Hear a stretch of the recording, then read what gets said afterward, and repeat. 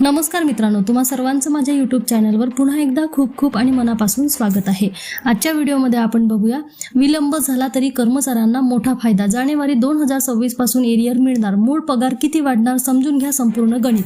व्हिडिओला सुरुवात करण्याअगोदर तुम्हाला एक विनंती, चॅनलवर पहिल्यांदाच भेट देत असाल तर चॅनलला सबस्क्राइब करा आणि व्हिडिओला एक लाईक करायला विसरू नका। चला तर मग सुरू करूया आजच्या व्हिडिओला।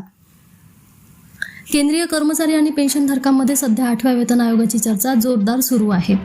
नवीन वेतन आयोगाच्या शिफारशी कधी लागू होतील, त्याचा पगारावर किती परिणाम होईल आणि अंमलबजावणीला विलंब झाल्यास मागील कालावधीचा एरियर मिळणार का, याबाबत अनेक प्रश्न उपस्थित होत आहेत। सोशल मीडियावर या संदर्भात विविध दावे केले जात असले तरी अंतिम निर्णय सरकारच्या अधिकृत घोषणेनंतरच स्पष्ट होणार आहे। विलंब झाला तर एरियरचे काय? 8वा वेतन आयोग 1 जानेवारी 2026 पासून लागू होईल अशी अपेक्षा व्यक्त करण्यात आली होती, मात्र आयोगाच्या शिफारशी आणि त्यावरील सरकारी निर्णयाची प्रक्रिया पूर्ण होण्यासाठी वेळ लागू शकतो। उदाहरणार्थ, सुधारित वेतन एप्रिल 2027 पासून लागू झाले तर जानेवारी 2026 ते मार्च 2027 या 15 महिन्याच्या कालावधीतील फरकाचा एरियर निर्माण होऊ शकतो। मात्र एरियर मिळणारच असे सध्या निश्चितपणे सांगता येणार नाही। एरियरची तारीख, पद्धत आणि पात्रता याबाबत सरकारच्या अंतिम निर्णयाला महत्त्व असेल, त्यामुळे सोशल मीडियावरील कोणत्याही दाव्याला अधिकृत घोषणा समजू नये। फिटमेंट फॅक्टर ठरवणार पगाराची दिशा। 8व्या वेतन आयोगातील सर्वात महत्त्वाचा मुद्दा म्हणजे फिटमेंट फॅक्टर। याच आधारे सध्याच्या बेसिक पगारात मोठा बदल होऊ शकतो। 7व्या वेतन आयोगात 2.57 पट फिटमेंट फॅक्टर लागू करण्यात आला होता, त्यामुळे किमान बेसिक पगार 7,000 रुपयावरून 18,000 रुपये झाला होता।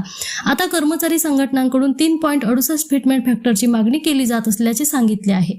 दुसरीकडे काही अंदाजानुसार सरकारकडून 2.86 किंवा त्याच्या आसपासचा आकडा विचारात घेतला जाऊ शकतो। मात्र 8व्या वेतन आयोगाचा अंतिम फिटमेंट फॅक्टर अद्याप निश्चित झालेला नाही। 18,000 बेसिक पगार असल्यास किती फरक पडू शकतो? समजा उदाहरण म्हणून 2.86 फिटमेंट फॅक्टर लागू झाला। सध्याचा बेसिक पगार 18,000 रुपये असल्यास 18,000 गुणिले 2.86 या गणनेनुसार संभाव्य नवीन बेसिक पगार 51,480 रुपये होऊ शकतो।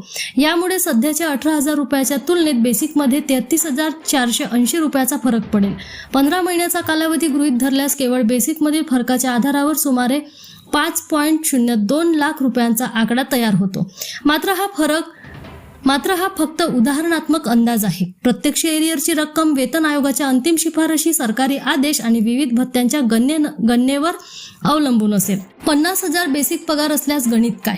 जर एखाद्या कर्मचाऱ्याचा सध्याचा बेसिक पगार 50,000 रुपये असेल आणि उदाहरण म्हणून 2.86 पट फिटमेंट फॅक्टर लागू झाला तर संभाव्य नवीन बेसिक 1,43,000 रुपये होऊ शकतो। म्हणजे सध्याच्या बेसिकच्या तुलनेत 93,000 रुपयांचा फरक पडू शकतो। 15 महिन्याच्या कालावधीचा विचार केल्यास बेसिक पगारावर आधारित सुमारे 13.95 लाख रुपये म्हणजे जवळपास 14 लाख रुपये होऊ शकतात।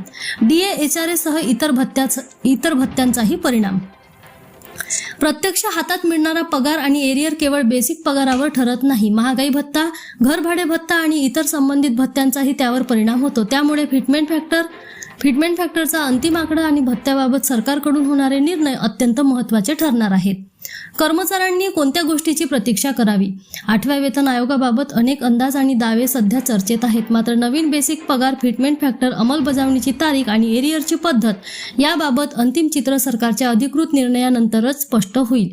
त्यामुळे सध्या 2.86 किंवा 3.68 फिटमेंट फॅक्टर निश्चित झाला आहे किंवा लाखो रुपयांचा एरियर हमखास मिळणार आहे असा निष्कर्ष काढणे योग्य ठरणार नाही। मात्र अंमलबजावणीला विलंब झाल्यास मागील कालावधीसाठी आर्थिक फरक कसा दिला जाईल हा केंद्रीय कर्मचाऱ्यांसाठी महत्त्वाचा मुद्दा ठरणार आहे।